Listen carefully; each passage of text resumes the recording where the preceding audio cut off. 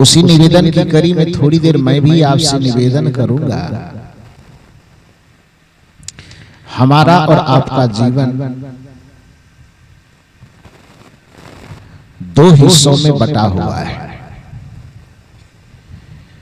एक शारीरिक हिस्सा और दूसरा आत्मिक हिस्सा। शारीरिक हिस्सा के क्रियाकलाप को हम व्यवहार कहते हैं और आत्मिक हिस्से में किए गए समस्त क्रियाकलाप को हम परमार्थ कहते हैं। दोनों के सुखद संयोग जब तक बने रहते हैं तब तक हमारा जीवन चलते रहता है, और जिस दिन किसी कारण से इस शरीर और आत्मा दोनों का विच्छेद हो जाता है, संबंध अलग अलग हो जाता है, उस दिन हमारे जीवन का अंत हो जाता है और हम मृत्यु को उपलब्ध हो जाते हैं।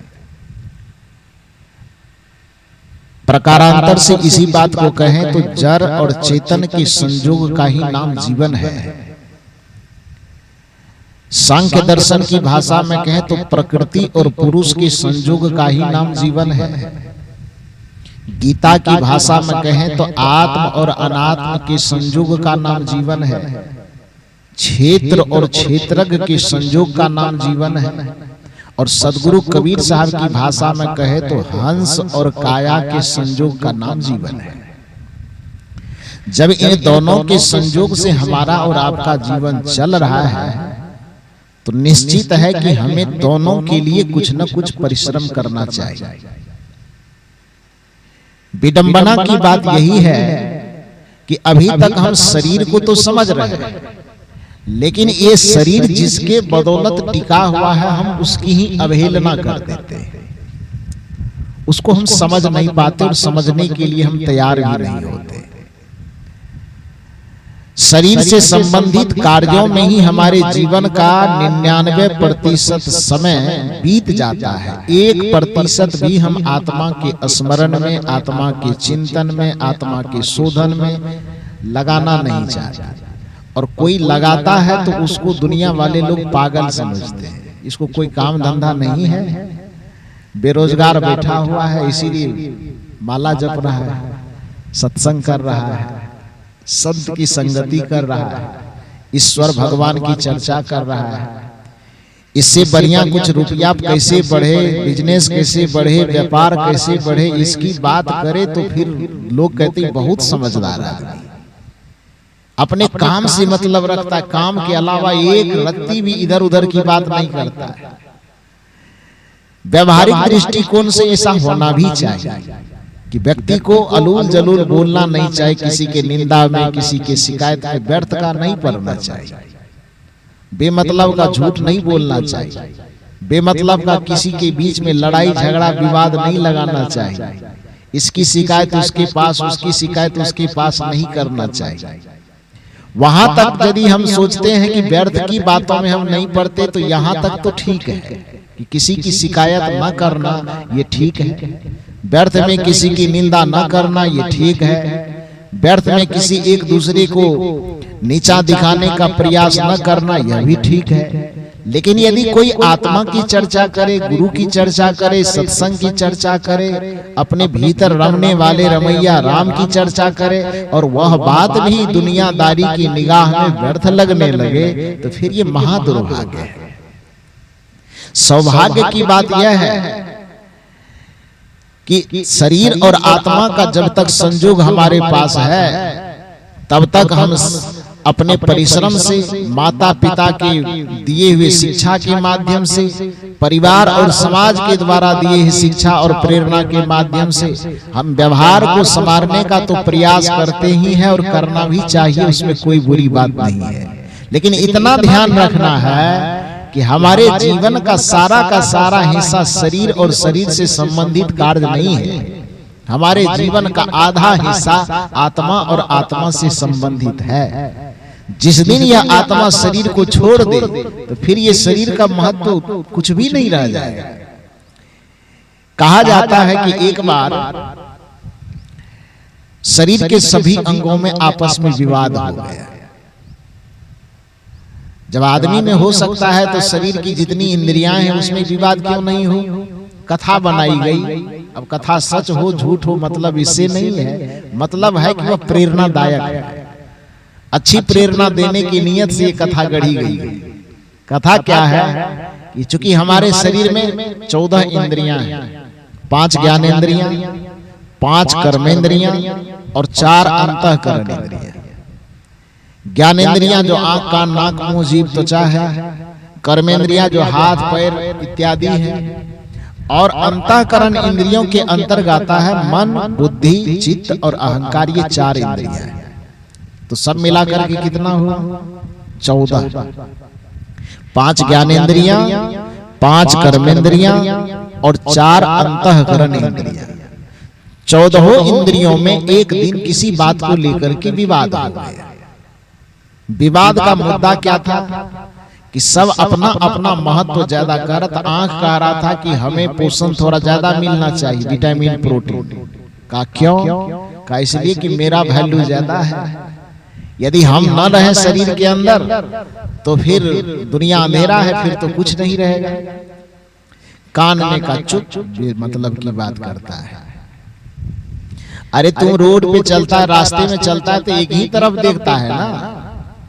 हम तो दाएं बाएं आगे पीछे हर तरह का ख्याल रखते हैं। तो मेरा महत्व ज्यादा है कि नहीं? रास्ते में चल रहे हैं आप तो आंख तो बस आगे देख रही है, दाएं बाएं तो देख नहीं रही। कान ने कहा कि तू कह रहा है कि हमको इस शरीर से विटामिन प्रोटीन ज्यादा मिलना चाहिए।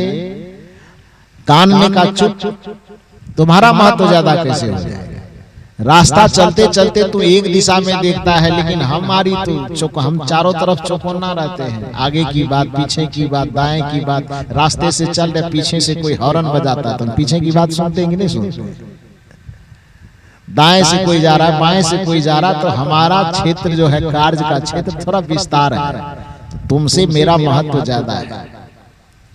पैर ने कहा कि बड़ा डींग हाँक रहे हो, तुम कह रहे हो कि हम ज्यादा देखते हैं, तुम कह रहे हो हम ज्यादा सुनते हैं, ये तो डींग मारना हुआ। अरे मेरा महत्व ज्यादा है, पैर कह रहा मेरा महत्व ज्यादा है, क्योंकि मैं पूरे शरीर के भार को संभाला हुआ हूँ। इतने बड़े वजनदार शरीर को दिन रात में ढोते रहता हूँ, यहाँ से वहां, वहां से वहां ले जाता हूँ। मेरा महत्व ज्यादा है, मेरा सम्मान ज्यादा होना चाहिए। हाथ ने कहा अच्छा एक बात बताओ, पूरे शरीर को ढोवो, आंख देखता रहे, कान सुनता रहे, ये हाथ रहे ही नहीं, कोई किसी का काम ही नहीं कर दे, तो फिर आदमी को आदमी वैल्यू क्यों देगा? तो पूरे शरीर का वैल्यू तो हाथ के कारण है। हाथ नहीं रहे तो कर्म हो ही नहीं सकता है। तो हम ज्यादा महत्वपूर्ण हैं इस शरीर का, इसलिए मेरा वैल्यू ज्यादा होना चाहिए। मतलब यह है कि जितनी इंद्रियां हैं सब आपस में लड़ रही कि मेरा महत्व ज्यादा, तो मेरा महत्व ज्यादा। और जहां पर चाहे वह परिवार का संगठन हो, चाहे वह शरीर का संगठन हो, चाहे वह साधु का संगठन हो, किसी समिति का संगठन हो, कि समाज का संगठन हो, जहां पर मेरा महत्व ज्यादा और किसी दूसरे का महत्व कम है, इस तरह का मूल्यांकन होना शुरू हो जाता है, तो उस संगठन में विघटन होना आवश्यक है, वो विघटन होना शुरू हो जाता है। नियम यह कहता है कि सबका अपने अपने जगह पर मर्यादा है और सबका अपने अपने जगह पर महत्व है। जितना महत्व तलवार का है उतना ही महत्व सुई का भी है। सुई यह न समझे कि हम छोटा है और तलवार बड़ा है, तो हम छोटे हो गए और तलवार बड़ा हो गया।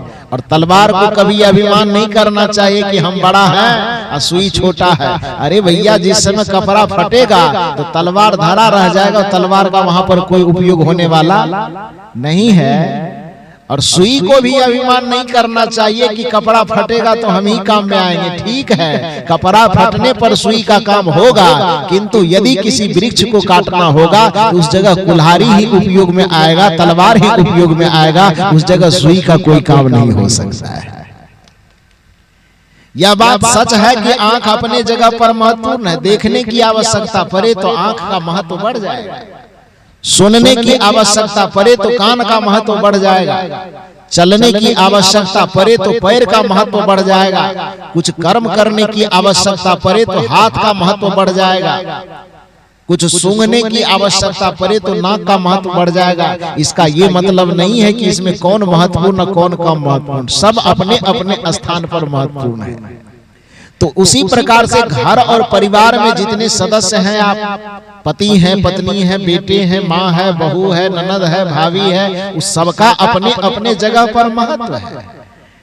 सास को ये नहीं कहना चाहिए कि हम ज्यादा महत्वपूर्ण हैं, और बहू को भी यह दावा नहीं ठोकना चाहिए कि इस घर में हम ज्यादा महत्वपूर्ण हैं। अपनी अपनी मर्यादा सबकी है। अभी श्री साहब जी बता रहे थे कि बहू रानी को ये समझना चाहिए कि हमारे माथे में जो बिंदी चमकती है, हमारे हाथ में जो कंगन खनकती है, हमारे चेहरे पर जो अच्छे अच्छे वस्त्र पहने जाते हैं, तो वो सासू माँ की कृपा से जो उनका पुत्र हमें पति के रूप में मिला है, उसके बदौलत ये मिलता है। ठीक है, अपने जगह पर ये महत्वपूर्ण है, अपने जगह ये बात महत्वपूर्ण है कि सासू माँ यदि इस धरती पर न होती तो हमारे जीवन के जो श्रृंगार बने हुए हैं, हमारे जीवन को जो शोभा देने वाला है, एक स्त्री को इस धरती की सबसे बड़ी जो पहचान है माँ के रूप में, यदि वह पति न होता तो माँ के रूप में किसी स्त्री को पहचान नहीं मिल पाती। और स्त्री की पूर्णता उसकी बेटी होने में नहीं है, स्त्री की पूर्णता उसके बहन होने भी नहीं है। स्त्रीत्व की पूर्णता तब होती है जब वह माँ बनती है। तब मातृत्व शक्ति में जिस दिन वह उतर जाती है, उस दिन स्त्री इस धरती पर पूर्ण हो जाती है। तो मातृत्व भूमिका में उतारने के लिए जिसने अपने पुत्र को आपके हाथ में सौंप दिया, जीवन भर आपकी सुरक्षा कर रहे हैं, आपके मान प्रतिष्ठा स्वाभिमान की रक्षा कर रहे हैं, उस पति को देने वाली सास है, तो निश्चित है कि उस सास का महत्व बहुत ज्यादा है। यह सुनकर के सास का मन फूल की फुलौड़ी नहीं हो जाना चाहिए। सास का अपने जगह पर महत्व है, तो बहू क्या कहीं आसमान से तो टपक नहीं गई, उसका भी महत्व अपने जगह पर है। एक बहू ने, पत्नी ने अपने पति से एक सवाल किया, और सवाल यह किया जिसका जवाब हमको लगता है कि जब तक धरती रहेगी दुनिया का कोई पति, दुनिया का कोई पुरुष नहीं दे पाएगा। उसका जवाब शायद दे ही नहीं पाएगा, कभी हो ही नहीं सकता है। कुछ लोग मुझसे सवाल करें कि स्त्री के दो रूप यदि आपके सामने हो, एक पत्नी का रूप, एक माँ का रूप, दोनों के विषय में आप क्या कहना चाहेंगे, दोनों की क्या परिभाषा देंगे? तो मैंने कहा कि वैसे पता नहीं ग्रंथों में, पुस्तकों में क्या क्या परिभाषा दी जा सकती है, लेकिन यदि हमसे पूछोगे कि एक स्त्री के यदि दो रूप हो, एक पत्नी के रूप में, एक माँ के रूप में, तो दोनों की क्या परिभाषा हो सकती है, तो मेरी दृष्टि में सबसे सटीक परिभाषा यह होगी कि एक वह स्त्री जिसे हम माँ कहते हैं, उसने हमको धरती पर लाई है, और एक वह स्त्री जो हमारे पत्नी के रूप में है, वह केवल हमारे लिए ही इस धरती पर आई है। यही परिभाषा हो सकती है ना। माँ उसे कहते हैं जो हमको इस धरती पर लाई है, और पत्नी उसे कहते हैं जो हमारे लिए ही इस धरती पर आई है। दोनों का महत्व है ना, एक हमको लाई है और एक हमारे लिए आई है, वो दोनों का बैलेंस है।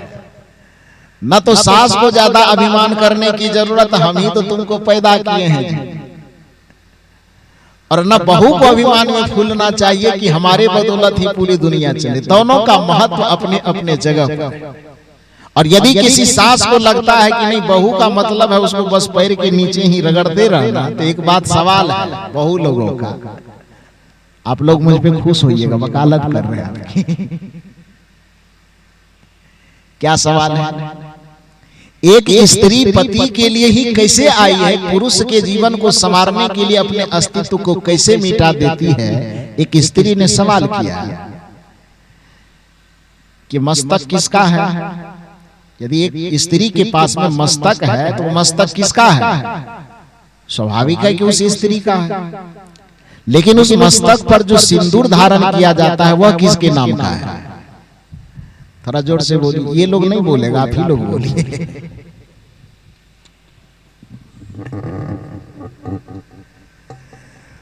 तो आपका जो मस्तक है वो आपका है, स्त्री का मस्तक स्त्री का ही है, लेकिन उस मस्तक पर जो सिंदूर धारण किया जा रहा वह किसके नाम का है?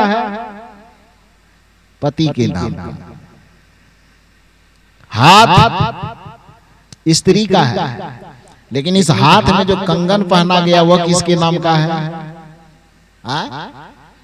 आप लोग भी जोर में जोर मिला दीजिए थोड़ा। सोच रहे कि मेरी वकालत तो हो नहीं रही, हम क्यों बोले? तो कलाई है स्त्री का, लेकिन इस कलाई में जो कंगन पहना गया है वो पति के नाम का है। गला है स्त्री का, और इस गले में जो मंगलसूत्र पहना गया है वह किसके नाम का है? हाँ, तब देखो नीचे से जोर से बोल रहे। अभी तुम लोग उस लाइन में पहुंची नहीं हो, नंबर आएगा। तो गला है स्त्री का, और गले में जो मंगलसूत्र पहना गया वह किसके नाम का? पति का। पैर है स्त्री का, उस पैर में जो पायल पहना गया है वह किसके नाम का? पति का। और उंगली में जो पहनते पैर वाला उंगली में उसका क्या नाम है? वह किसके नाम का पहने हैं? पति के नाम का। छोड़ दो, ये तो बाहरी आभूषण हो गया। यहां तक जो पेट है, ये पेट किसका है? स्त्री का। अब पेट में जो बच्चा आया है वह किसके नाम का? अरे हंसने वाली बात नहीं है, स्वाभाविक है। बताओ, वो जो बच्चा पालन पोषण माँ कर रही है अपने गर्भ में, पेट उस माँ का है, उस पेट में 9 महीने बच्चे को माँ रख रही है। लेकिन जैसे ही वह बच्चा बाहर आता है तो वहां नामांकन जब होता है, वंश का नाम, खानदान का नाम जब चलता है, तो वह किसके नाम से जोड़ा जाता है? पिता के नाम से। स्त्री का जो पति होगा उसके नाम से। सोचो, इनका सवाल है, स्त्री जाति का सवाल पुरुष जाति से है।